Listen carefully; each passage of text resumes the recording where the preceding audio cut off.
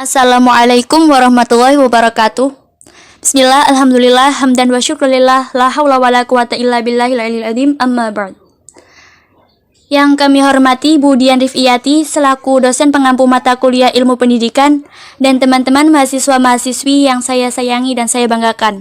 Pertama-tama, marilah kita panjatkan puja dan puji syukur atas kehadirat Allah Subhanahu wa Ta'ala yang telah melimpahkan kepada kita nikmat, karunia, hidayah, serta inayahnya, sehingga kita dapat berjumpa lagi pada pertemuan hari ini dengan keadaan sehat walafiat. Yang kedua, sholawat dan salam tak lupa kita haturkan kepada Nabi Agung Nabi Muhammad SAW yang kita nanti-nantikan syafaatnya di yaumul akhir nanti. Amin amin ya rabbal alamin. Kami dari kelompok 5 akan menyampaikan materi mengenai aliran-aliran pendidikan. Sebelumnya perkenalkan anggota kelompok kami terlebih dahulu. Yang pertama saya sendiri Rifqa Labibah dengan NIM 2120124. Kemudian di sini ada Syarifah Nurul Aini dengan NIM 2120053. Kemudian Muhammad Syarul Aziz NIM 2120173 dan Nurul Konita NIM 2120212. Aliran-aliran pendidikan. Yang pertama yaitu aliran nativisme. Aliran ini berpendapat bahwa perkembangan manusia itu telah ditentukan oleh faktor-faktor yang dibawa manusia sejak lahir. Pembawaan yang telah terdapat pada waktu dilahirkan, itulah yang menentukan hasil perkembangannya. Menurut kaum nativisme itu, pendidikan tidak dapat mengubah sifat-sifat pembawaan.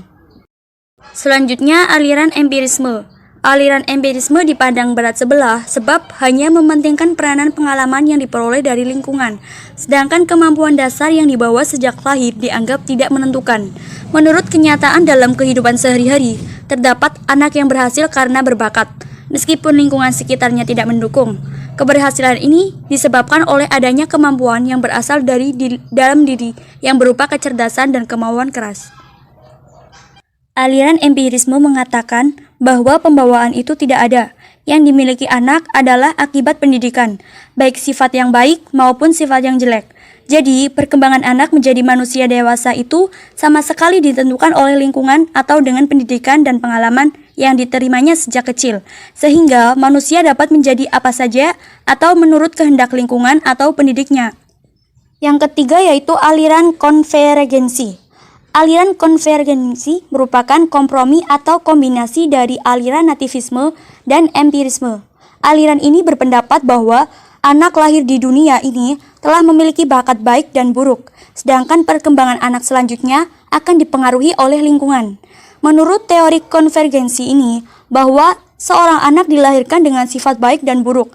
Menurutnya, pendidikan berpaut pada hereditas anak dan lingkungan sekitar, karena hereditas dan lingkungan itu seperti dua hal yang memiliki tujuan yang sama. Yang pertama, faktor pembawaan atau hereditas pembawaan merupakan kecenderungan untuk bertumbuh dan berkembang bagi manusia berdasarkan ciri-ciri dan sifat-sifat tertentu yang muncul pada saat rancangan dan berlaku sepanjang hidup seseorang. Yang kedua, faktor lingkungan.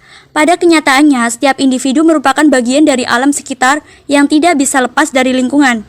Sebagian ahli berpendapat bahwa setiap individu tidak memiliki arti apapun tanpa adanya lingkungan. Yang ketiga, interaksi antara hereditas dan lingkungan. Lingkungan memiliki pengaruh terhadap hereditas bagi individu. Sebaliknya, lingkungan bergantung pada bagaimana individu menginterpretasi dan memahaminya. Mungkin saja dua individu memiliki hereditas yang sama, akan tetapi perkembangan keduanya berbeda jika dibesarkan dalam lingkungan yang berbeda. Begitu pula jika keduanya dibesarkan pada lingkungan yang sama, mungkin juga akan mendapatkan perkembangan yang berbeda jika keduanya mempunyai hereditas yang berbeda. Yang keempat yaitu aliran behaviorisme. Behaviorisme atau aliran perilaku atau juga disebut perspektif belajar adalah filosofi dalam psikologi yang berdasar pada proposisi bahwa semua yang dilakukan organisme, termasuk tindakan, pikiran, atau perasaan, dapat dan harus dianggap sebagai perilaku. Aliran ini berpendapat bahwa perilaku demikian dapat digambarkan secara ilmiah, tanpa melihat peristiwa fisiologis internal atau konstruk hipotetis seperti pikiran. Sekian penyampaian materi dari kelompok 5. Apabila terdapat kekurangan ataupun kesalahan, kami memohon maaf sebesar-besarnya. Wassalamualaikum warahmatullahi wabarakatuh.